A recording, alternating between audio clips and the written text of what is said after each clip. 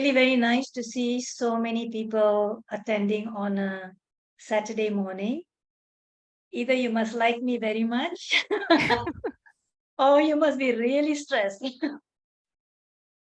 So I hope you're not too stressed. Just a little bit explanation about me, and then again I will say a little bit more in case people come in later. I myself have been a caregiver before. So what I'm going to share with you is also my personal experience. It's not something that I took from books, theoretical. There are certain aspects that will be, but what worked for me during my time, I will also explain as I. So right now, I just like you to sit back, relax, enjoy the session, and don't be stressed. Okay, let this be very easygoing and natural. So it's going to be 1.5 hours, 10 to 11:30. Let me just get 2, 3, my laser pointer ready. All right then. This barcode here is the Ayurveda Association of Singapore. I'm the president there, and for the purpose of giving talks, that's all. And if you are interested in more talks and all, you can just go in there and have a look. Most of our talks are free, and we just do general education for public. I like to start with this quotation. Hippocrates is the father of modern medicine. That means all the doctors you see, they take what they call the Hippocrates Oath. He is a Greek doctor, and he says, foolish is the doctor who despises the knowledge acquired by the ancients. So what I'm going to talk about today is the ancient system of healing, which is Ayurveda, yoga, Chinese medicine, all will come under the ancient system of healing. Korean medicine, Japanese medicine, they follow a different principle. The modern medicine also follow principle. There's nothing wrong with the modern medicine principle, but there are certain limitations. So we are going to look at the whole aspect, and my focus here will be more Ayurveda and yoga. So today's session, it's called the self-management of stress. I've divided it into 3 parts. The first part is the science of stress, but from a yoga perspective, right? Ayurveda, yoga, our ancient system. I will explain what is Ayurveda and yoga. So we will talk about the modern perspective as well, the ancient perspective, and the principles of well-being from an Ayurveda yoga perspective. So that's what I will be focusing on. Then the second part will be on the application. You see, you can learn as much as you like. You want to learn how to swim, all the dynamics and the water dynamics and all, until you plunge into the water, it's not going to help. Same thing with cooking. You can watch all the YouTube video until you take your walk out and start cooking. It's not going to help. So this one, we're also going to do the theory part, which will be shorter, but the practical part, if and only if you apply, it will work for you. And I can tell you, it has worked for me a million times. And I also teach this principle to several of my, I don't like to use the word clients, many people, right? And they have told me many times it has worked. So you need to also trust that process. The third part will be question and answer session. I will give time for question and answer. If you all have no question, then we go back again into the practical, because I'll also give some breathing techniques. All right. So let's start the first part, the ancient science of Ayurveda and yoga. Just going to get this out of the way. Here I'm going to talk about what is Ayurveda yoga, the modern perspective of stress, and the ancient perspective of stress, the cause of stress. Because without knowing the cause, how are you going to handle it? So Ayurveda and yoga are basically, in a very simple word, Ayurveda and yoga are ancient system of well-being. That's all it means. Ayurveda comes from the Sanskrit word, like the Latin word is the old word. Chinese also, you have the old word. Same thing with the Arabic and Malay. All these are considered olden language. Sanskrit is the olden language. Ayu means life. Veda means knowledge or learning. And Ayurveda focuses primarily herbs, treatment, nutrition, all using the natural system, right? And they also have treatment, but their primary focus is well-being, prevention, how to prevent ourselves from falling ill. Yoga, many people think yoga is posture, All right, so I've got news for you. It is not posture. Yoga comes from the Sanskrit word called yug, to unite. So what do we mean by unite? I will talk about it in a while when you see some of the slides. Uniting what? Uniting me to my mind, to my body, to my true nature. All this is what we mean by uniting. Now, yoga, actually, there are 8 steps towards it. Many people right now are only focusing on what you call posture. Posture is only just a small, minute aspect of yoga. It does not define yoga. In fact, if you're only doing yoga, just the posture, then we would say it's not proper, complete yoga. It is only even categorized as exercise, and yoga is not exercise. Now, Ayurveda and yoga are both sister sciences. Basically, they teach us how to live intelligently and harmoniously using the laws of nature. So laws of nature is what? Like gravity, sun rises in the east, sets in the west. These are all what we call laws of nature, right? So there's so many laws of nature that we are not or we are not aware of, or we take it for granted. How then to use this law of nature and live harmoniously and mainly stress-free life?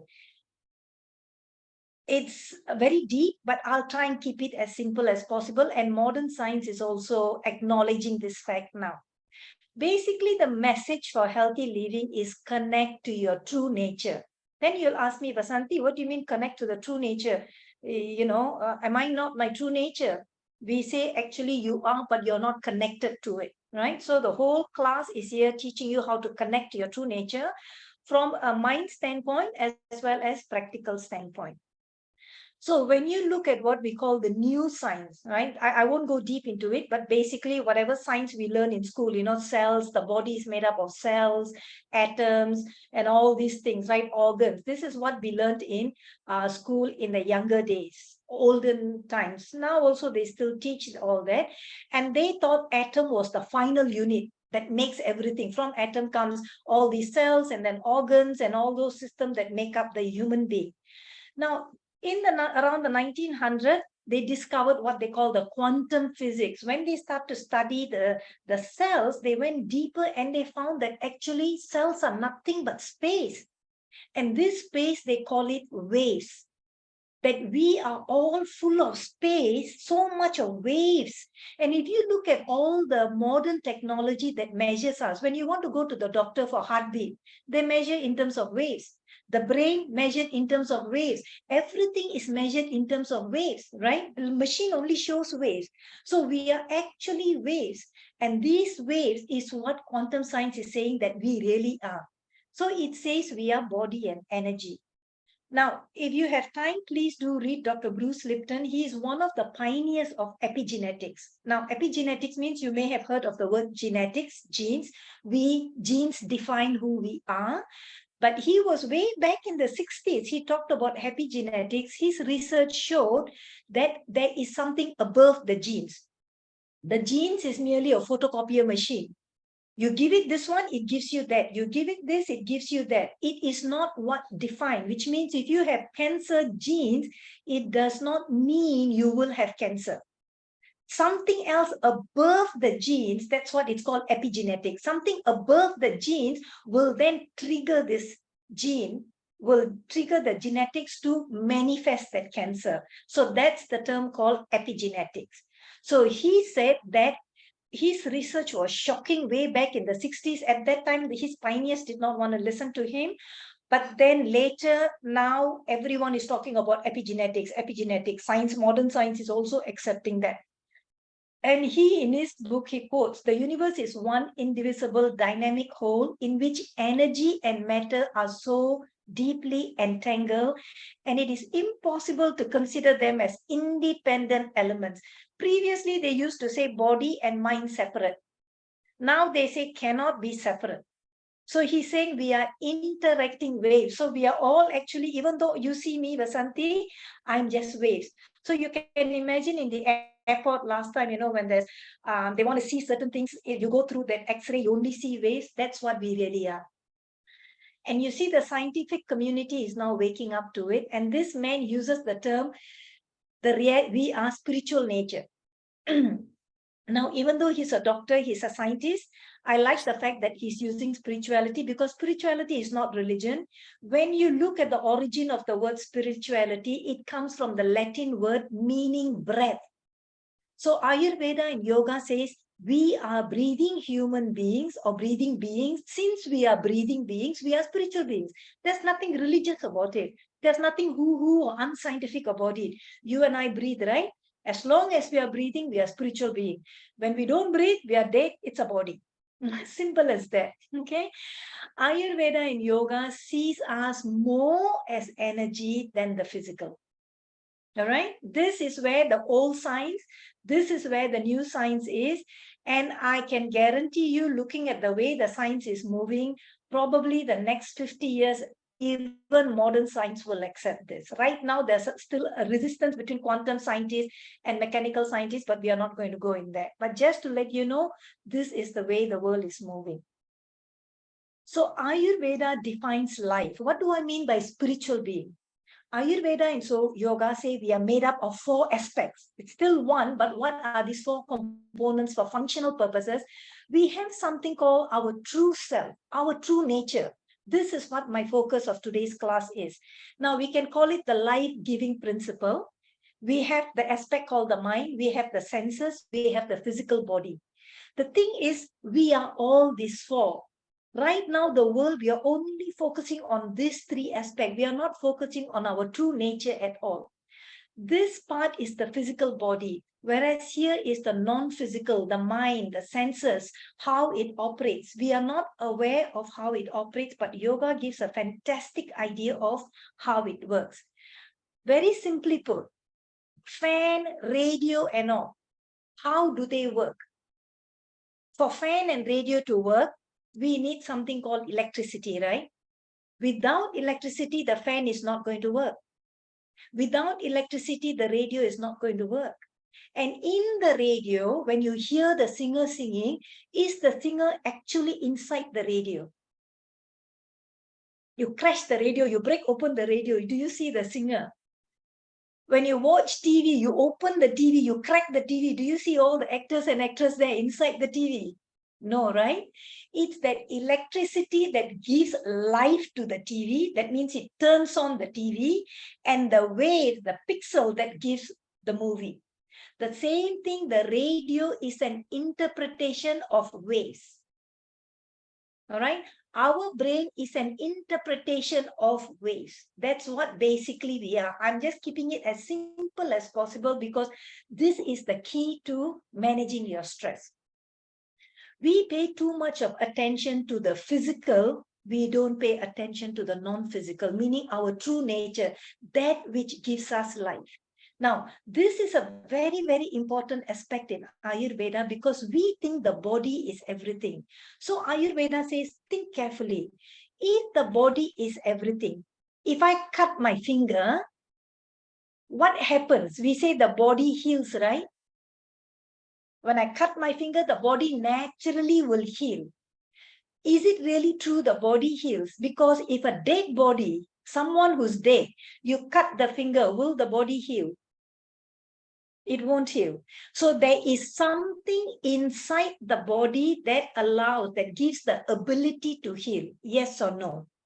It is this something that allows us, gives us the ability to hear, gives us the ability to see, because the dead body also has eyes, but the dead body cannot see.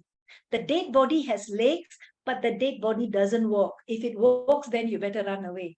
The dead body doesn't walk. The body by itself cannot do anything. It is the life-giving principle that allows me to see, that allows me to hear, that allows me to move my hand. This is where we need to get in touch with to reduce stress. Okay, so Ayurveda and yoga says this is the whole. We are not just the physical body. We have something called the life-giving principle. Use the life-giving principle and then live in the world. Right?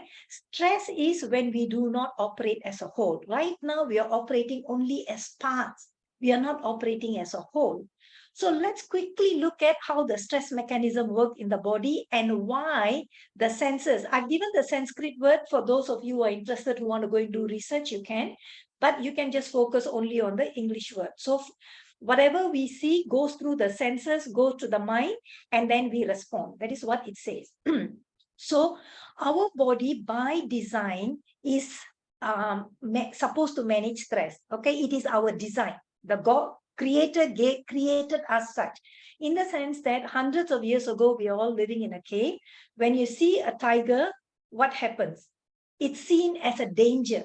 The moment the eye sees a danger, it activates what you call the nervous system. And the nervous system has its division, a parasympathetic, sympathetic. I'm not going to go into that. I'm going to keep it simple. The moment you see threat, what happens is the body is then prepared to either fight or run. Right? So you see a threat, you want to fight with the person. Somebody comes towards you, you want to fight with them. Or you see something, you want to run. So this is called what you call the fight, or freeze, the fight, flight, or freeze response. So this particular response in the body is activated. Simply put, the body releases stress hormones. Why it releases stress hormone? To prepare you. For example, if you see a tiger coming, which part of the body do you need to use most? Do you need to use an intellectual part and say, I wonder why the tiger is coming towards me? What did I do in my life? Is that what you do? You run, right? The moment you run, you need blood here. You need blood in your leg. So the body will squeeze, the stress hormone will squeeze all the blood and bring it to your hands and your leg and prepare you to run. It will beat, the heart will start beating so that the blood will circulate more there. And then all the glucose is energy, will start circulating in your body. Because you're running, you need to use up the energy. The eyes will become big so that you can see, where can I go and hide? Where's the cave? Where can I run? Or something like that. So the body prepares you for all this. It's actually a kind thing. So stress itself is not bad. The body is so kind, nature is so kind when it created us. And at this point, the immune system is also suppressed, because if I'm sick at this point in time and a tiger is coming towards me, is it important I cure my sickness or I run away from the tiger? Right? Because if I cure my sickness, it doesn't make any difference. The tiger is going to eat me anyway. Right? So I got to run away first. That's the key thing. So that's why what you call the immune system is temporarily suspended for me to use my body. Now, the moment I run away from the tiger or the tiger disappears, that's called the threat is removed. The body goes, now I'm safe. The moment it says, you say I'm safe, another balancing hormone is released and your stress hormone is reduced and the body remains, gets back to normal. Then you say, okay, Vasanthi, no more tiger in Singapore. Why are you telling me about tiger story now? I was stressed. Yes, the tiger story right now, tigers you're facing is your work, your boss, your deadline, your children, your exam. When I ask some of my students, clients, or whatever to, think of stress, all the husband think of their wife, all the wife think of the husband. It's the first stress trigger. Is what the same thing will be activated. You see, just now the file that you saw, the moment you see in the tiger, meaning the moment you perceive threat, whether it's a real tiger or a bluff tiger, the body does the same thing. You understand? The body prepares, the blood goes here, the heart rate increases, the breathing increases, everything is increased. The only difference between ancient, our living 100 years ago, and now is that the threat is not removed. Constant deadline, constant exam, constant caregiving, constant stress, constant all this going on and on. And because the stress is not removed, the cycle is repeated. Do you understand? The previous slide, I saw the body is getting back to normal. Here, it doesn't get back to normal. Cycle is just constantly repeated.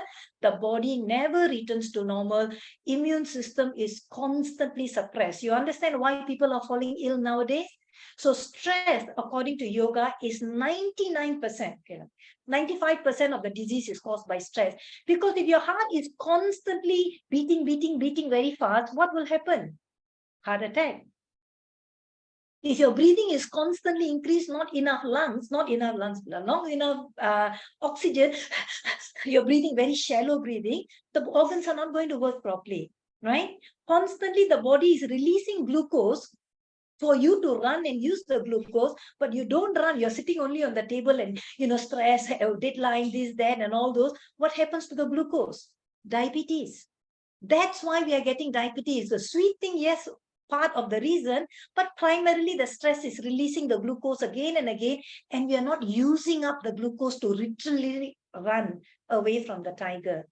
So whether you really see a tiger or you think of a tiger in the form of stress, your body will react the same. You don't really have to see the tiger, just thinking about it, which is what we call non-physical. So when you think a stressful thought, the same mechanism happens in the body. The body basically responds to stress signal. That's all. Thoughts and emotions are what you call non-physical. So the physical part I talked about earlier, thoughts and emotions are non-physical. And yoga manages this. So the postures that you do is only step 3 of the 8-step process. So postures are not yoga. Now, how to correct our perception? Now, if you look at the previous slide, it says here, at this point, this is where yoga comes in. This point, the perception itself, I have to try and rectify, because the body will still release the hormone. If I can rectify, or if I can stop that perception or change the perception, then I will be able to manage my stress better. So how do you correct your perception? Going back to basics. This is who we really are, our true nature. This is what we call a state of doing. There's nothing wrong using your brains. All of us are designed to use our brains, right? We have to do things. Stress response happens because I'm doing, I have to do deadline, I have to do this, I have to take care of children, exam, do. But we forget to be. Now, why do I have a child here? All of us were a child at one point in time. You see, the child is always loving. If you scold a child, the child cries. 2 minutes later, you go to the child and hold the child. What will the child do? It comes to you, right? Does it say, you scolded me just now, I'm not going to come to you? It doesn't say that. It doesn't have any judgment. You scold a 1-year-old boy, probably he will cry. And then you go back to him, he'll come and hug you. There is no judgment. You go to a childcare center, children are always sharing things. They don't see you're a Chinese, you're a Malay, you're an Indian, you're a janitor's son, you're a CEO's son. They don't care about all this. They are very inclusive and very loving in their own interaction with people, with their children as well as with the adults. They have pure non-judgment. We are the one who keep judging ourselves, judging other people, because we have moved away from our true nature, and then we look at only those that are external, the physical body. We all, I see so many news and all about, like even the Ukraine war. It's one human being fighting against a human being. It's not about Ukraine and Germany or Russia and, India and China. It's not about that. It's all about human beings. If you peel off this layer of the skin, right? If I peel off my layer of my skin and I peel off your layer of the skin, all of us will have muscles. Nobody will be able to recognize one another. You won't know Vasanthi from a janitor or a CEO, from male or a female, except for the lower part. You won't know. We are all the same at this level. But this is where the personality is formed. Yoga says we are paying too much of attention here. We are not paying attention here. We used to be so happy at one point in time. Children don't have to attend this particular class on stress management because they are never under stress. Right? They are just so natural. They are always in a state of being. They're always kind. They're willing to share. They're willing to smile. They're always in a state of what you call state of being. Yoga say we have to go back to this original state. I'm not saying go back to a child and start, wearing pampers and all those and not walk. Go back to that heart level. I will give you some scientific evidence there as well. So the human being is a whole. Currently, we are all just operating from what you call parts. Just the mind. Who exam, oh, he got 70 over 100. Look at that boy, he got 90 over 100. Just keep comparing and comparing and comparing when this one doesn't compare. You see, when there's electricity and fan, if the fan is broken, will the electricity say, new fan, sorry, I don't like you. You're made in China, you're made in India, you're made in Russia. I'm not going to operate you. You must only come to what I like. Electricity doesn't say, you fix the fan, I give you electricity. Yes or no? But we human beings have become so disconnected that we don't even see that oneness in all of us. We see all the separation, all the job titles, all the salary, the types of cars, the type of house, that we have just become unhappy, which is our own doing. It is the perception we have of ourselves. Now, incidentally, I'll go on to the next slide. To bring that whole slide from above to smaller slide, we are human being. We have the head aspect, we have the heart aspect. Let's just put it very simply. Nothing wrong using the head aspect. We need the head aspect. That's what you call the state of doing. Where do I need to go? Where do I need to go? I need to do things. So we call that the state of doing.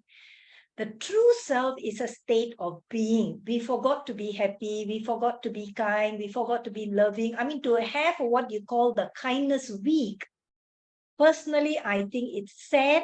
On one level, it is happy that it's trying to reignite. Kindness is our nature. Love is our true nature. Happiness is our true nature.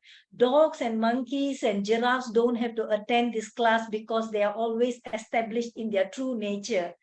You look at human beings, how far we have come out of our true nature.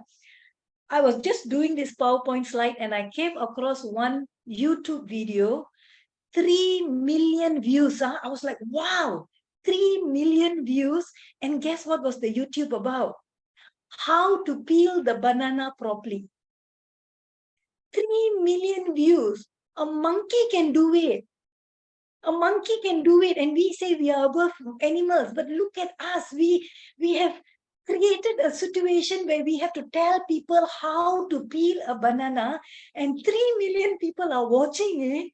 It is quite sad. With one hand, I can laugh. On the other hand, I say how far we have come away from our nature that we have to now attend class on stress management, which I'm very happy. I'm very happy because we have disconnected ourselves. So this is what we call state of doing, state of being. We are so busy doing, we forget to be, that we have now become human doings. We are no more human beings. Right? If anybody asks, what are you? Animals are actually beings. They are in their true nature. We are all become human doings, no more human beings. Right? Ayurveda and yoga says one key thing. How to be happy is being strongly grounded in your true self and live in the world. That means be connected to your heart, be connected to your true nature. From there, start operating in the world. Okay? So I'm going to now give you some techniques on some, to getting in touch with your true nature. So that's called the application method. What I went through is just some simple basics. Actually, yoga and Ayurveda is a very deep science, and I love that science. If you want to know more, we offer other free classes as well. But right now, the focus is on stress. So now I'm going to go into certain application aspect. So you are true nature. You have that potential in you. It's your true nature because we also still have the heart. I'm not talking about the physical heart. I'm talking the ability to love, the ability to care. When you read a lot of books, self-love, self-love, self-love, when we talk about self-love, we are not saying love this mind, love your job, love this. We are saying go back to your true nature. This is what we mean by self-love. not loving this part. That's why people still at that self-identity, how to love myself. I made a mistake. How to love myself. I'm not a CEO. You love this true nature. It's called the Atma. You love that energy, the life-giving principle in you. That you love. From there, you get all that things that flow naturally. So we are going to go into some practical aspect, and just remember, you still have the child in you. Doesn't matter you're 50, 60 years old, right? I'm going to be 60 years old. I'm cultivating that child in me. I'm not one of those great yogis now that 100% united or union with that true nature. I'm also still learning.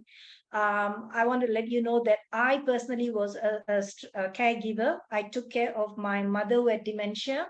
After my mother passed on in 2016, I was going through tremendous grief. I channeled my grief to look after my father who had Parkinson's. He survived 1.5 years, and that when he passed on, tremendous grief. But whatever I'm sharing with you were certain principles that was kind of grounding for me, right? So what I'm going to share with you is like what we say, an umbrella. You can't stop the rain, but we can give you an umbrella to prevent you from getting drenched. Or the other example, we can't stop the storm. I couldn't stop my mother from getting dementia and dying. I couldn't stop my father from getting Parkinson's and passing on. But I can have an anchor. And this anchor is where you anchor to your true nature. You will go through grief. You will go through stress. But if the anchor is there, the boat will just move a little bit, but it won't get lost. So you will not get lost. But the key is you have to apply the principles. So I also was stressed. There were times I would yell, I would cry, I would break down and all those. It's natural. But I then remember, okay, go back to your true nature. So don't be hard on yourself when you go through all these emotions. There's nothing wrong. We are all human beings, right? So all these emotions are natural, but constantly remember who you really are. It's that little child in you. Okay, go back to that nature. So before we go to the practical techniques, I thought I will do one breathing technique. Now, I mentioned yoga is actually an 8-step process. The posture is only the 3rd step. It basically slowly calms your mind. So after doing the postures and all, you're supposed to be doing conscious breathing. Now, it's called pranayama. Prana comes from the word, the life-giving principle, right? I have the life-giving principle in me, that's prana. And I'm using, ayama means to use it, to expand it, to make it bigger in me. So I'm using that pranayama to cultivate my energy. So what you need to do is have slow, deep, regulated breathing. During stress, we don't realize. We only use what we call the shallow breathing. We don't use our lung to the full capacity. So what we are going to do now is slow, deep breathing, and we are going to be conscious, meaning my awareness, my thoughts are all going to go to my parts of my lungs, right? The first part of is breathing in. You're going to breathe in and fill your lungs completely. Right now, because we are stressed, we are only using this part of our lungs. Our lung is actually the full capacity, which we don't use. So we are first going to breathe in. When we first breathe in, we are going to push our abdomen downward. Now, when we say abdomen down means below this is what you call the diaphragm. So when the stomach goes out, it's actually the lung is here. It pushes the diaphragm down, your stomach comes up. So if you have to push your stomach out, that's fine. So if you can push the stomach down, do it. If you abdomen down, you can't. If not, push the stomach out. If you still cannot feel it, after the class, what you can do is lie down on your stomach in this posture with your hand like that. On your bed, you lie, or on the floor will be best. Lie on your stomach with your hands across this way, your head like that, and you feel your stomach. Just breathe normally. You can feel your stomach pressing against the floor, right? That's what we call abdominal breathing. That's very natural. And when you look at a baby is lying on the back, you notice the stomach is coming up and down. That's because the baby is using the lung to the fullest capacity. That's what you're going to do now. So you're going to breathe in and push the air down. Then you're going to push the chest out. So you're going to feel the chest coming out this way. The chest, the lung, the back is going out, and the sideways also coming out. So the middle part is going to expand. And then you're going to continue breathing, and your shoulders are going to move up because your lungs come all the way up to here. Right? So when you breathe in, I will give you instruction to say, simply I'll put stomach. Okay, some of you may not know the word abdomen. Stomach out, chest out. When I say chest, you think of the front, the side, and the back. Just visualize, imagine, doesn't matter if you can't. And then shoulders up. And then when I say breathe out, shoulders go down, your chest go in, and your abdomen goes up. So we are going to blow our lungs like a balloon, and then we are going to bring it down. Breathe in slowly and breathe out slowly, right? So very slow, deep breathing. This itself, science has shown, reduces stress. Okay? The fact that you breathe slowly and consciously, don't breathe deeply and then think, okay, now what time is dinner? Okay, lunchtime, after this, Vasanthi finish, I must have my mihun goreng. Breathe in and then breathe out. I must have coffee. That's not how you do your breathing. Your breathing must be conscious in your body. Your mee goreng coffee, all you leave out for a while until 11:30. Okay? So I'm going to give you instructions. Sit in this posture. When you do even normal sitting, when you're sitting at your work and all, this is the correct posture to sit. This one, when you're slouching, they say the prana, the life force, has to move from the base to the top naturally. When you slouch, there are a lot of obstructions. So you don't have the prana. Prana is chi, the Chinese call it chi, the Japanese call it ki, right? So the different words for all this, for ancient principles, if you are slouching this way, the prana never flows naturally because it's always connecting with the universe. The universe is giving life, so you're always wanting to connect. If I do that, so people, always play the computer game, you're not getting much prana into you. This is the army like sitting, very stressed, the shoulders all back. You're not here in army. So just relax, collapse your shoulders, sit straight, relax your shoulders. Your feet must be flat on the ground. Okay?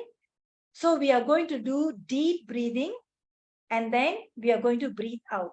I am going to give you instructions. So you're going to close your eyes and just listen to me speak. So sit comfortably in that posture that I just mentioned to you. Feet firmly on the ground. Your hands facing downwards on your thighs. Just place it comfortably on your thighs. Your back is straight. Close your eyes. Just breathe normally. Relax. Now, when I say awareness, means you bring your thoughts inside you. You're not thinking of anything else. You are feeling. Awareness is feeling. You're feeling your lungs. You're feeling your breath. That's what it means. Close your eyes. Just breathe normally. I will do this breathing for about 30 seconds. So just mentally be prepared. When it's ready, I'll tell you to open your eyes. You just relax.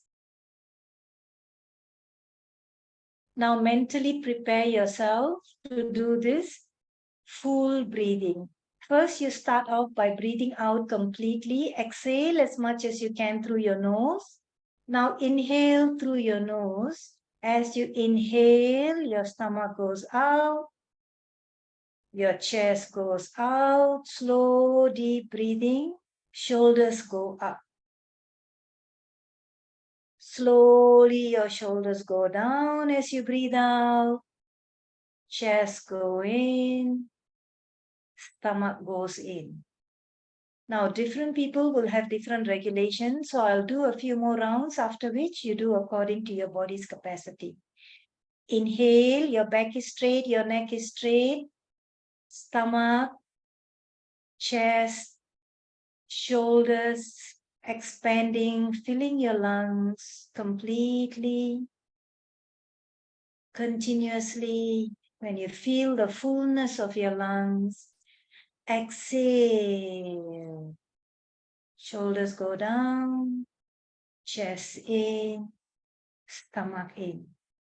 Go according to your body's capacity. If I'm too slow, you just continue with your own body's capacity.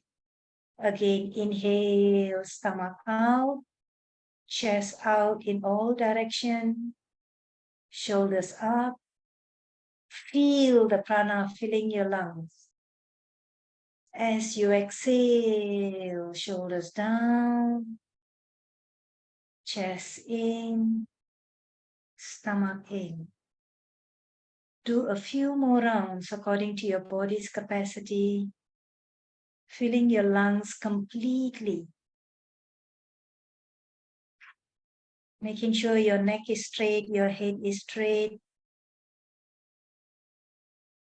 Breathe in completely, fill up your lungs, feel the life-giving principle in you.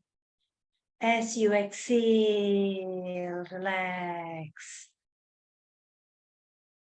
Inhale, slow, deep, regulated breathing. Exhale. One more time.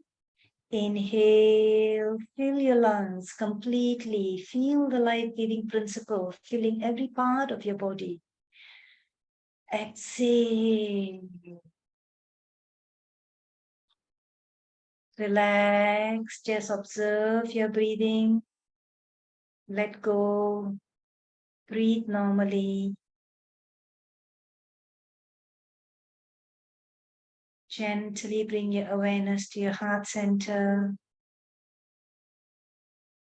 Feel the relaxation.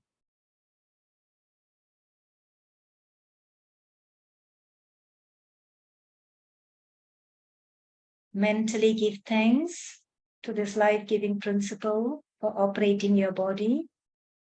And slowly open your eyes with a few blinks. Now, I only did this for a short while, but I'm going to show you some signs behind it that it actually worked. And I ended off by saying that give thanks, gratitude, and that's what I'm going to talk about. Many people say gratitude is overrated, Vasanthi. Yeah, gratitude. I don't feel grateful. I'm going through so much of stress. People have died. War is going on. What's there to be grateful for? I'll tell you why you need to be grateful. Now, there is a research center in United States, California, called the HeartMath Research Center. It's interesting because a lot of them are scientists there where they are beginning to see that heart plays a role in our relaxation. And they say our experiences throughout the day can be measured by the heart rhythm pattern. So what they decided to do, this research was done in 2004. And they got a group of college students, got them into 3 different groups, what they call the control group. I won't talk about it. Group of students who had to end of the day write down all the things they were frustrated about. Then they had another group of students who at the end of the day write down all the things that they worked for them and they were thankful about. All right. Those students who had to write down the frustration, they noticed that their heart rate rhythm, you notice how erratic. Those who experience stress, fear, anger, the heart rate rhythm was jagged and irregular pattern. Those who were involved or focused on appreciation, their heart rate rhythm was more smooth pattern. And this was a research done in 2004. And they realized that what we experience actually has an effect on the heart rate. Remember stress, I said one of the first thing that happened, your heart beat fast. When the heart beats fast, it signals so many things to happen. So when the heart is beating fast, it signals a lot of things for the body to happen, but you can actually regulate it with appreciation. Then in 2010, they did another follow-up research, and this is even more interesting because in this research, they did for 1 month. So they did a before and after test of their heart, what it was like. Most of them were, just like a normal heart rate. Some had this, but at the end of 1 month, this is what they saw. Here they decided to do real-time shift. That means right now I'm frustrated. From frustration, I just shift to appreciation. Same thing. When they were frustrated, you look at the heart rate rhythm, like that. But the moment at this point in time, I'm angry, I'm frustrated, and all those, I shift. Okay, maybe I should be thankful for something. You think of your dog, wow, so cute. Slowly, when you do that, immediately in terms of seconds, you see the heart rate rhythm becomes normal. Becomes what they use the word. This is from the research paper, smooth, harmonious, wave-like, coherent pattern as the individual uses positive emotion refocusing. That means from frustration, I'm refocusing perception into this. And this is what yoga says, perception. So yoga is not doing of all that posture, and then you do the complicated posture, and then you have a competition and say, who can do better? Oh, you can do this posture better, and then you feel stressed. That is not yoga. If you can do a posture very well and you're stressed about it, that's nowhere near yoga, because yoga aims to regulate your heartbeat. Okay. And that slow breathing you did just now is one very important way of bringing your heart rate rhythm to normal. And they use the term gratitude. The conclusion was adding heart to our daily activities and connection produces measurable benefits to our own and others' well-being. Okay? Yoga Ayurveda says the definition of well-being is firmly rooted in your true nature, which is what? Your heart center, your love, your true nature, we call it divine nature, doesn't matter what name you call it, that life-giving principle that's operating in you and the world. Then next thing students ask me is, okay, Vasanthi, okay, I admit all this research have been done. Sometimes doing this gratitude thing can become very mechanical. Okay, I'm grateful for my coffee. I read the book. They say I have to be grateful. It's very mechanical. How can I make it very real for me? Then we say, okay, how can you make real for you? Nature, children, and your own body. These are the three things you look at. Your body, not the diseased body. Yeah? By nature, we are all well-being. If you look at your, ignore this, if you look at your own body, you see how they all are working in coherent. Coherent means in balance, helping one another, right? Your legs and your eyes, we human beings are the one who have enemies and fight with one another. Now, if the eyes and the legs choose to be enemies, so my own eyes and legs say, you know what? I don't want to friend you. I don't like you. You know, legs, you can go anywhere you like. I'm not happy that I am dependent on you. Then the leg will tell the eye, you know, you can see everything I cannot see. I don't like you. So they both start fighting with each other. Now, when a human being is walking, I am walking and I see a drain, an open drain that I may fall into. As I'm walking, what is the first thing that sees the drain? The eye sees, right?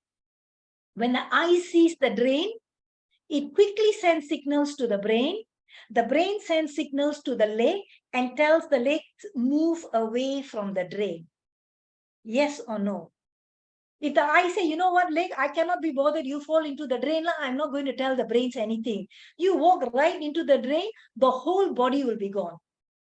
Right? You see the cooperation that the whole body is having for one another. When somebody throws a stone at you or something comes, the hand quickly blocks. It's prepared to get injured so that it protects the eyes because it knows this is the brain area. That's the main function. It doesn't say, I don't care, just let the brain go dead anyhow. It doesn't say that. The body works functionally without us interfering. This is how we are supposed to be working as human beings, but we are all too busy comparing and competing with one another. This is where the issue happens for stress. Another example, inside our body, what I talked is the action. When we eat food, nourishment is spread all over the body. The first area, the food, the nourishment goes to is the heart. Does the heart say, you know what? I am the heart. I am getting all the nourishment. So I'm going to keep 80% of the nourishment. Only 20% I'm going to give you, which what most, sorry to say, CEOs do lah. That's how most of the business operate, right? The people downstairs are the one, like if you take Amazon, the one who are working most are the ones like nurses. They are the one running around doing all the work, but the top is taking the most. It should be the other way around. I think I'm probably going to be censored for this, but the heart doesn't say that. The heart says, I only take the nourishment to nourish my heart muscle. The rest I give to the entire body. Because if the entire body doesn't work, the heart doesn't work. It gives to all the muscles. It even gives to your intestine. Now, we human beings compare one another. Alamak, he got Ferrari, man. I only got a small Honda. You compare like that, and then you cause problem for yourself. Now, if the body started comparing itself, the heart says, I am the biggest of them all. Look, intestine. I don't like you. You only have shit inside you. I've got more things. The brain says, I'm very smart. All right. If the body started working this way, the intestine can say, okay, fine, I've got shit. Guess what? I'm not going to release it. What's going to happen? If the intestine say, okay, fine, you don't like me, I'm not going to let it out, the whole body is not going to go working. Yes or no? This is how we have to start looking at things from a true perspective. Stop comparing yourself to other people. Stop comparing yourself to situation. Yoga says the true happiness lies within, and from there you operate, you will feel less sadness, less stress. All right. And the more slow breathing you do will connect you to your heart. So have a database, gratitude database. This is what I say.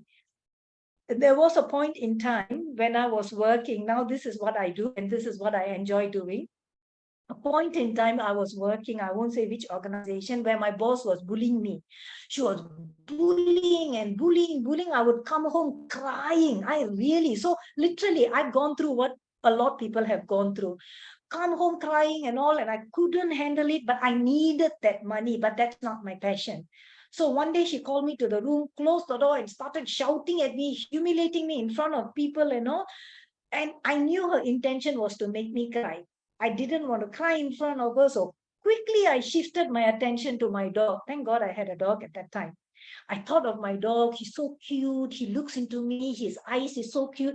So all I can hear is a mouth going like that. But what I was feeling was the happiness of my dog looking at me, just feeling happy. That was all I was experiencing while she was going on nagging. This is one technique you can do, right? Have a database, mental database of all the things you can quickly bring out, quickly. Just like the way I'm turning my slide with this slide PowerPoint, you have a mental slide. Anything bad happens, quickly get to the database and bring that slide, bring that slide. Believe me, in the beginning may take effort, but it really works. This worked wonders for me when I was going through stress. Now, if you look at nature, it also gives air to everybody. Competition is only among human beings. Nature doesn't say, you're a CEO, I give you more oxygen to breathe.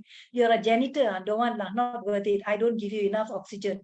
Nature never says it. Nature treats everyone equally. And you know something? Our true nature is to treat everyone equally. That is who we really are. I'm going to do another breathing technique here again, because this is where our heart is. This is the doing. So we are going to start balancing the doing and the being. I will give instructions, so don't worry, don't stress yourself by writing down all these notes. Zalifa is recording this. I will also send this slide to you later. So please don't take notes. I rather you just pay attention and listen.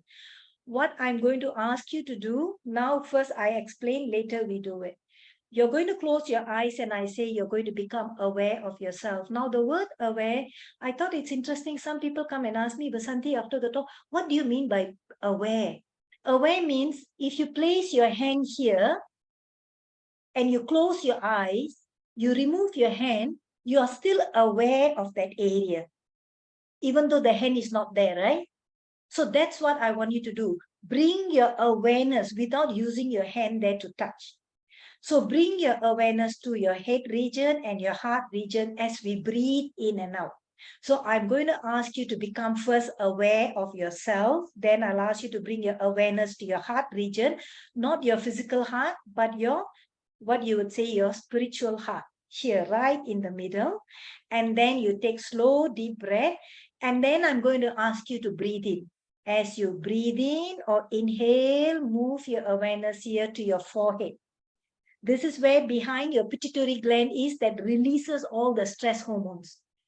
Then I will say slowly as you exhale and you breathe out, bring your awareness to your heart region. So slowly head and heart, we are going to move here a couple of times. And then I will say relax and observe. After which, I'm slowly ask you to just breathe normally. Just breathe normally. And then bring your awareness to your forehead region here and say, I think with gratitude. Mentally, don't have to repeat loudly. If you want to repeat loud, that's fine too. I will ask you to bring your awareness to your throat region and you repeat, I speak with gratitude. And then slowly bring your awareness to your chest region and say, I act with gratitude. This is what I will ask you to repeat. Now, if you look at point 10 here, 12 and 14, it's primarily for my students. I do a lot of yoga teacher training and I tell them to use the word divine purpose or purpose because you want to have certain purpose in life. So some people use the word I think with purpose, I speak with purpose, I act with purpose. Some of my students are very spiritual. They prefer to use the word divine. So they say, I think with divine purpose, I speak with divine purpose, I act with divine purpose. It's up to you. But for the purpose of the class, the word purpose, no pun intended, the purpose of the class, I'm going to use the word gratitude. Think with gratitude, speak with gratitude, act with gratitude. When you do this at home, you choose whatever works for you. After which, I'm just going to ask you to relax into your natural relaxed state. And I'm going to ask you to imagine that there is a white light around you. Just fill the body with light and then feel the light coming out of your body. So this is your physical body. Remember, we are also energy. Feel the light coming out. If you can't feel, don't, where's the light? I can't feel. Don't feel stressed. You can't feel, never mind, just relax. Then feel it and then feel it spreading all over your body. Some of you can feel it spreading around the room. That's fine. And then I'll ask you to slowly open your eyes. Okay? So if we have time, we'll do this one more time at the end if we have no question and answer. Otherwise, we will continue this. All right? So again, sit in this relaxed posture. Legs, feet on the ground flat, your hands on your thighs. Don't worry about these words here. Like I said, I'll give you the PowerPoint slide, to observe your head. If your head is tilting to the left or the right, it should be straight, right? Some of you, it looks your video like it's tilting either way. So be very conscious of how you are sitting. Your back is straight, your hands comfortably on your thighs. Mentally prepare yourself. Just breathe normally. Become aware of yourself. Take slow, deep breath. Just normal breathing. Breathe completely, filling up your lungs fully. As you breathe out, let go. Breathe in and breathe out. Slow, deep, regulated breathing. Relax and breathe normally. Gently bring your awareness to your heart center. Just keep your awareness there. Feel your life-giving principle. Feel that love that you had when you were a child. Or any moment that you can think of that made you smile, that made you happy. Just a quick think and then awareness. Bringing your awareness there. And then now we are going to slowly breathe in and out, moving our awareness from the heart to the forehead. Slowly as you breathe in, gently move your awareness slowly up to your eyebrow center, your forehead region. And without holding your breath, gently breathe out and bring your awareness to your heart region. Inhale, breathe in. Moving your awareness to your forehead. Exhale, breathe out. Moving your awareness to your heart center. Inhale from heart to your eyebrow center. Exhale from eyebrow center to your heart. Slow, deep, regulated breathing. Feel the life principle, the prana, the chi, slowly moving up and down, enlivening your heart, enlivening your throat, enlivening your whole body, giving energy as you breathe in and breathe out.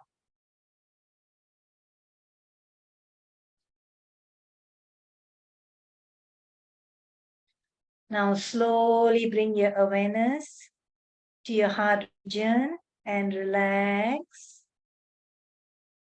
Breathe normally, just relax.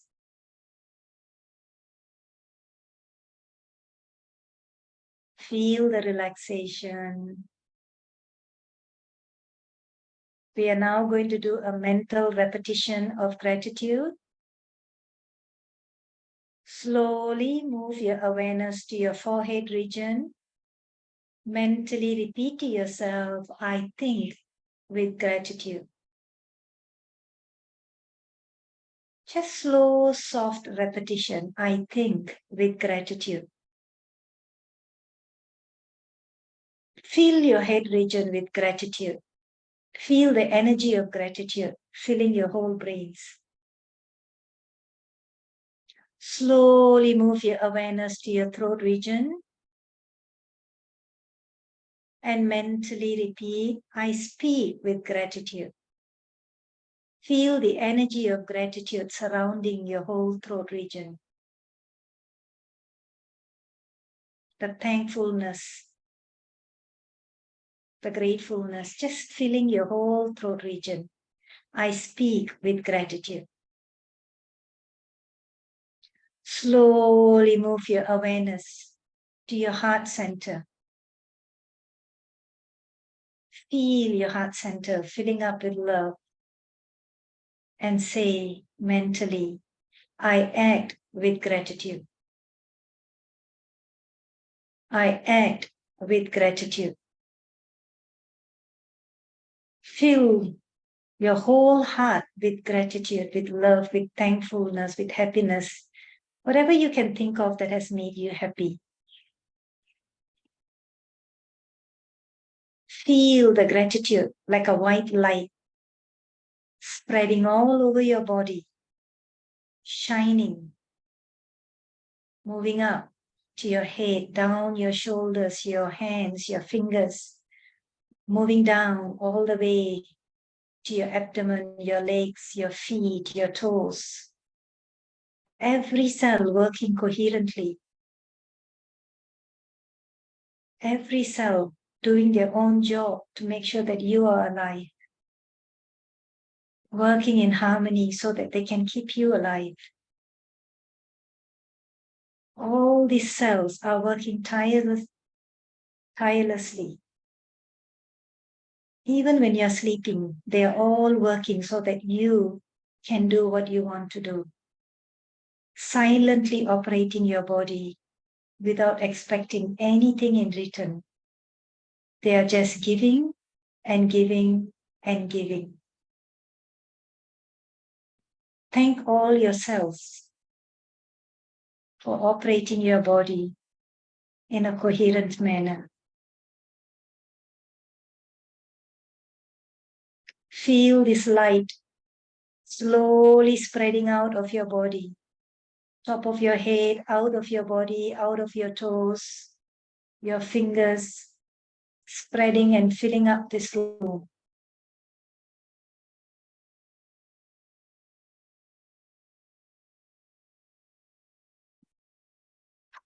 Mentally offer your gratitude to the universe one more time.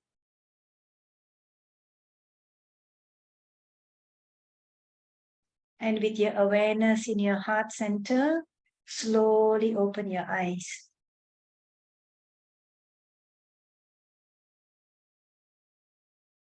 Now, this gratitude exercise is actually very, very powerful. Maybe now we are all like hard pressed for time and all. If you can do this, Zalifa is going to record this. If you can do this, on a regular basis, you see, everyone is a caregiver. You're spending all your time taking care of other people and all those. You need to take care of yourself as well. 5 minutes a day, you practice this. Believe me, it'll give you a lot of benefit. Slowly then go on to another 5 minutes halfway through your day, another halfway through your day. 5 minutes, 5 minutes, 5 minutes. At least 5 minutes when you wake up, 5 minutes before you go to bed. It's a very, very powerful technique that will work wonders. The next thing I want to talk about is frustration. Is Vasanthi, yeah, all these are well and good, but how do I let go of anger? How do I let go of frustration? What we watch is very important. I like watching nature movies, nature and all this because I find it teaches me a lot. There was a very interesting nature movie. I saw this eagle. I think it was David Attenborough. This eagle was flying for hours to get its food. Of course, the film they show was a short while, but it was flying and flying and flying to get its food because it needs food. It's hungry. Finally, it sees the fish at the surface. It swoops down and catches the fish. So the eagle's claws catch that fish.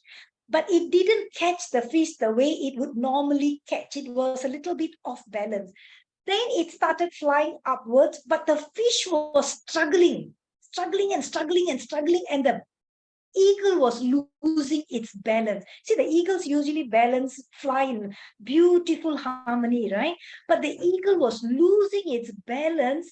After a while, it probably thought that, hey, if I lose my balance, I'm going to go into the ocean. So what does the eagle do? It lets go of the fish that it took hours to find. If a bird can let go, we are human beings, technically speaking, higher than animals. You think we cannot let go, right? This is something we have to think. So when I learned this technique, I saw it. Anytime I get frustrated, I say, look, if a bird can do it, I can do it. If a bird can do it, I can do it. You have to reinforce this technique to yourself. If a bird can do it, I can do it. Because for the eagle, the balance was more important than the food, right? So anytime you encounter stress, think about this. If a bird can do it, I can do it. If a bird can do it, I can do it. And look, even anger, angry with someone. I'm so angry. Everybody say, I am angry. I am so angry. I hate that person. Now, this is another good quote that will help you. Buddha says, holding on to anger is like grasping a hot coal with the intent of throwing it to somebody else. Because I'm holding it, I am the one who get burned first. Because anger will release all the stress hormone, it'll give all that inflammation, your gastric juice and all. It's going to burn you first before it burns another person. So do you really want to hold on to anger? Right? So ask yourself, is it really important to hold on to anger? So how then? What technique can I use? Remember, I said we are made up of 4 components. This is who we are. Before reaching who we are, it's the mind that actually experiences anger. Your true self doesn't experience anger. And believe it or not, anger is a thought. Anger is not. People say, I am angry. I have so much of anger in me. Now, if you really have a lot of anger in you, if it's in you, I ask you now, become angry now. Since it's in you, become angry now. Right now, I want you to become angry. Can you be angry? What do you need to do? Become angry. You need to think of someone, right? Usually the husband think of wife think of husband. This is what usually I get. But you need to think of an incident. You need to think of someone. You need to think before you can activate that anger. So the thinking is a thought. So anger is primarily a thought. Without that thought of that anger, you actually won't get angry. So the technique we say is, instead of constantly saying, I am angry, change it, because this is the real I am. You say, my mind is angry. Look, don't talk to me now. Right now, my mind is angry. Right now, my mind is sad. Right now, my mind is confused. Do you understand? Constantly have to repeat. If you're with friends, all of you should practice this. Any of your friends say, I'm angry. No, no, no, you're not angry. Your mind is angry. All of you help one another. So now I've become so conscious of it that I'm very conscious of when I say I am, right? So it's my mind that is angry. The mind that is, happy is I am happy. But angry, my mind is angry. Upset, my mind is.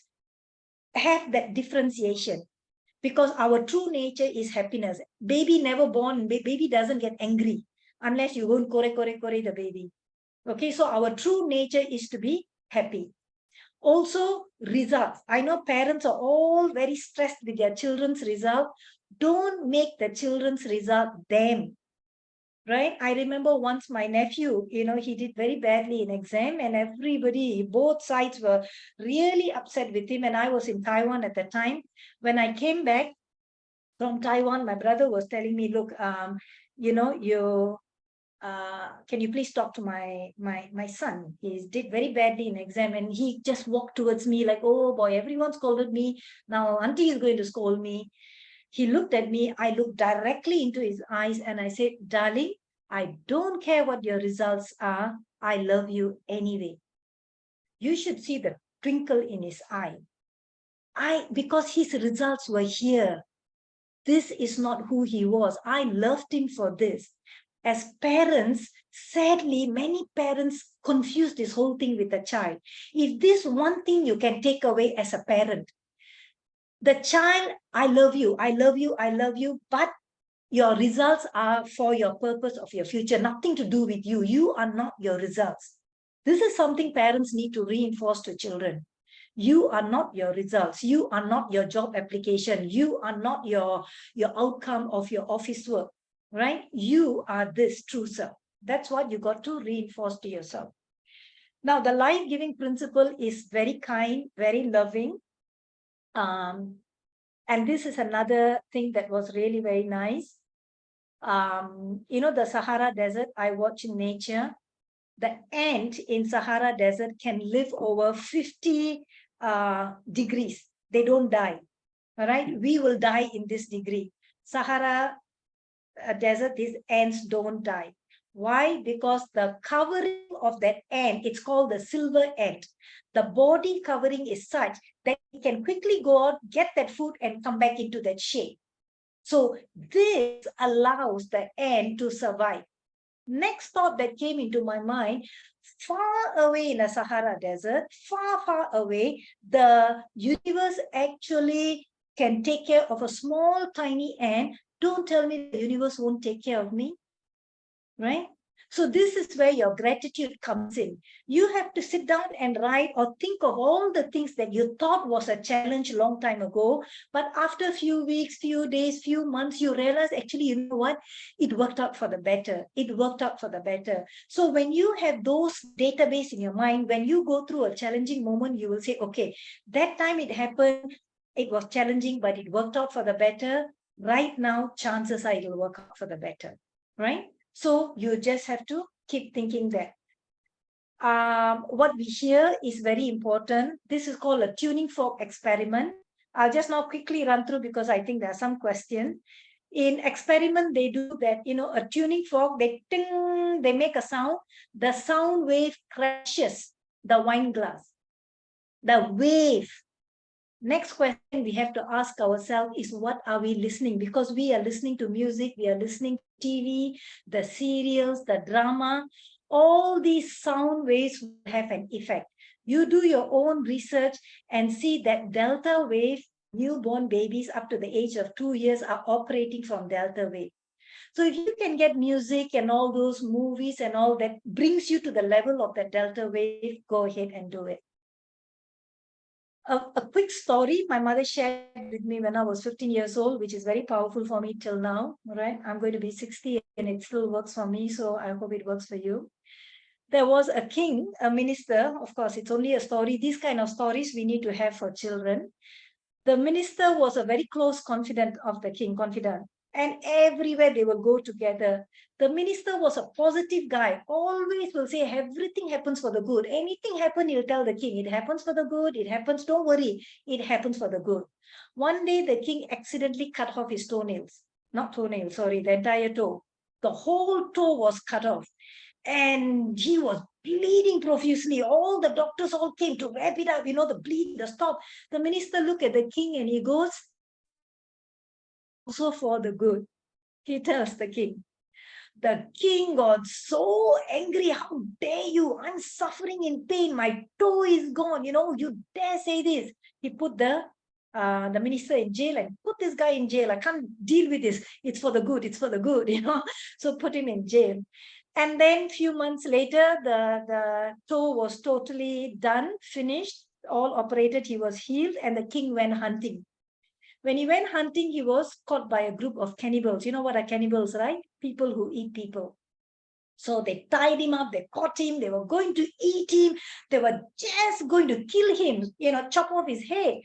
Then somebody stopped, they went to the tribal chief, and then they whispered something to the tribal chief, and then the chief looked at the king and said, okay, untie him, he's free to go. The king was shocked and he asked, why you did all this, you're supposed to eat me. And then the tribal chief said, well, in our tribe, before we eat you, we will offer you to God, but you must be whole. We notice your toe is missing. Since your toe is missing, we cannot actually eat you, so we have to release you. And the king went, oh my God, yes, my toe was cut off for the good. He quickly went back to the castle, released the minister, and he said, I'm so sorry, you are right. Everything happens for a good. I may not know now, but the universe has planned to take care of me. But answer me one question. You were in jail. How is that good for you all these months? And the minister's reply is, because everywhere you go, I go with you. If I had gone hunting with you, my body is intact. They would have killed me, they would have released you. So everything happens for the good. Now this time, from a 15-year-old, I started remembering this story every time. This is something you can also practice. So the other things you can do, like I said, uplifting movies, animal videos, daily quotes, try and subscribe to quotes that make your heart feel good. This is something that I personally like. Give me the courage to change, the serenity to accept the things I cannot change, and the wisdom to know the difference, right? If you have to do some volunteer work, believe me, it really, really makes you look at other people's life and say, mine may not be all that bad. Engage in activities that make you happy and all, right? Now, one last slide just to show you that we are all same. If you look at the diamond, it's the hardest mineral on planet Earth. If you look at the graphite, softest mineral on planet Earth. But they are so far apart, right?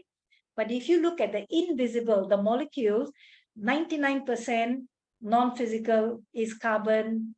The graphite is also 99% carbon. In other words, it's only a rearrangement of molecules.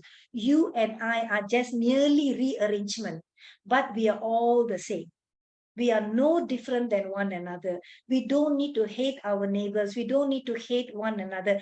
Hate, it's your worst enemy because it triggers all that unnecessary stress signals. All that you do, what I've taught, you try and put an effort and work. All right. If there is a empty, colorless water here that has become so red, because right now we have so much of hatred, anger, jealousy, all this has made us so-called red color water. If you have to now change it to colorless, what do you need to do? Don't throw it, right? So if this is red color, you just keep adding colorless water until the redness goes away, right? So what you need to do is everyday practice what I did, what I shared with you. Actually, there are many more techniques. I just practice simple one. Remember, if you get angry, when I was a child, did this bother me? It didn't bother me. The child does a lot of things effortlessly. And again, the word spirit, like I said, the scientists even said we are all spirit in nature. Spirit comes from the word breathe. Inspiration is means to be in spirit. So be inspired to make all these changes in your life. Motivation means I have to use my mind. Inspiration, you're operating from your heart. Okay, be inspired to make all these little changes, and you will see that these changes will affect. Since I don't have time to do this, I will end off with this quotation. Watch your thoughts become words. Watch your words become your action. Watch your action become habits. Watch your habits become your character. Watch your character becomes your destiny. So your destiny starts with your thoughts. So the gratitude, the 3 points I say, practice that every day. All right. With that, I will thank you and end the session. Let's see if there are any questions that you have. I'm going through the chat session.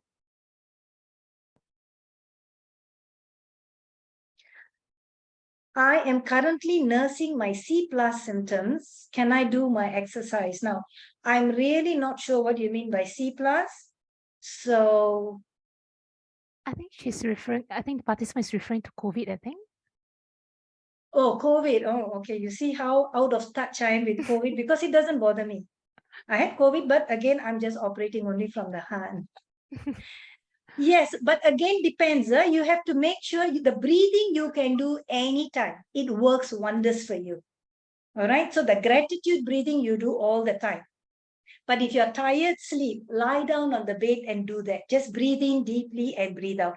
Anytime you feel tired, because that breathing will rejuvenate your cells, will bring you back to your natural cells, will rejuvenate. So do that. The breathing exercise is very good.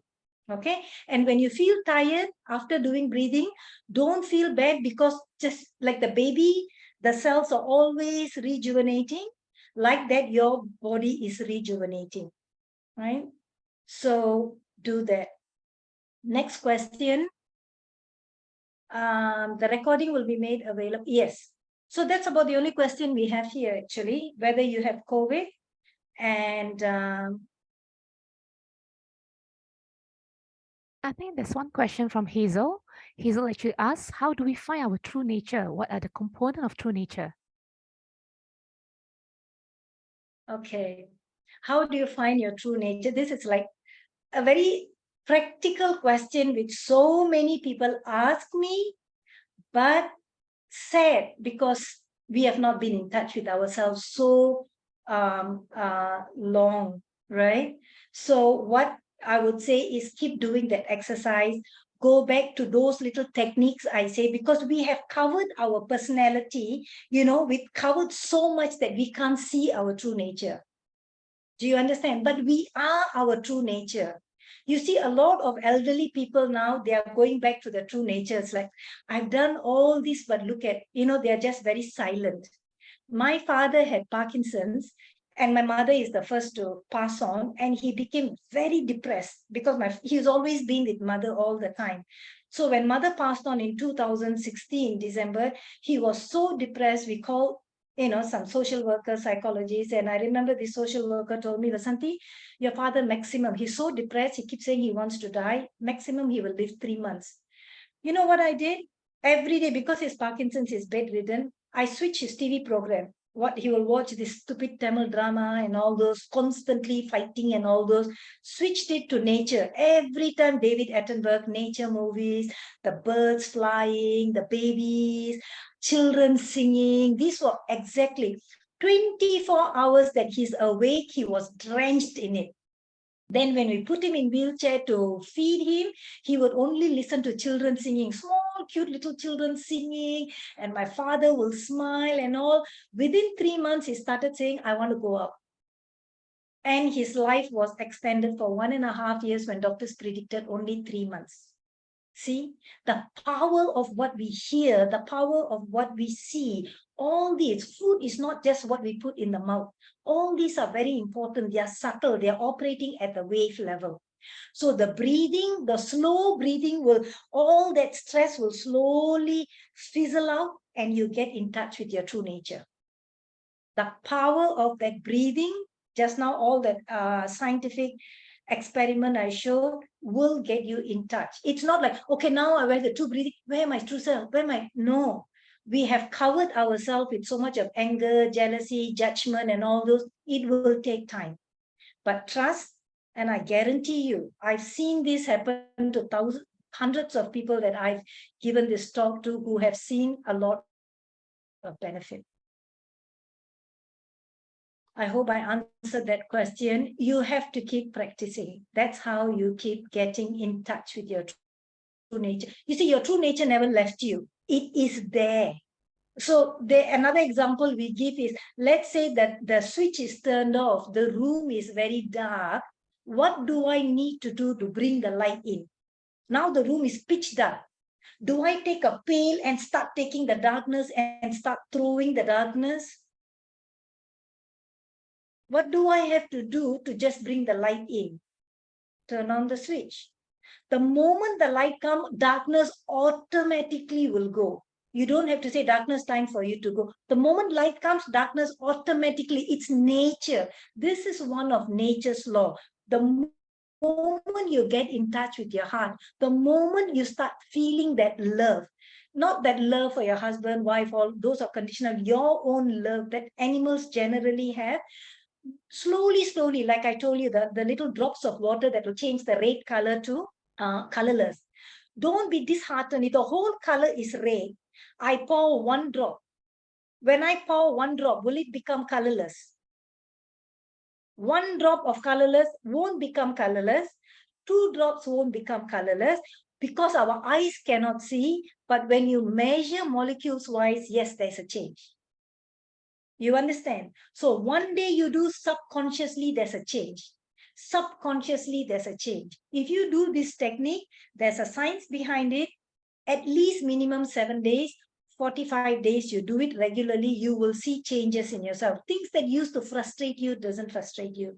Things that used to upset you will not upset you. Okay. Let's see what else. Gratitude, database technique, nagging, want to make you cry. This is very lovely. So you're saying that the nagging wants to make you cry? Let me read this question. Now, gratitude database technique on nagging, want to make you cry, feel down, while you redirect your heart love instead of ending the negative action result. So probably I think what you're trying to say, thanks for sharing the technique. Thanks for sharing. Remind me, as we tend to neglect. Correct. Thanks for sharing, because the tactic that you have already you're sharing, instead of having your boss or whoever wanted to make you cry, make you down, you direct your energy, your true self to your lovely dogs that make you happy. Thanks for helping me to remind me about this, and thanks for the tactics. Okay. Yeah, thank you. So the crying, that's another cry that you may experience if you do certain of these techniques. You may feel like crying. That's a very good sign because you're getting in touch with your true nature. So don't be upset when you cry while you're doing the breathing. It's also called what we would say the invisible detox. It's a detox that's happening as well. Any other questions?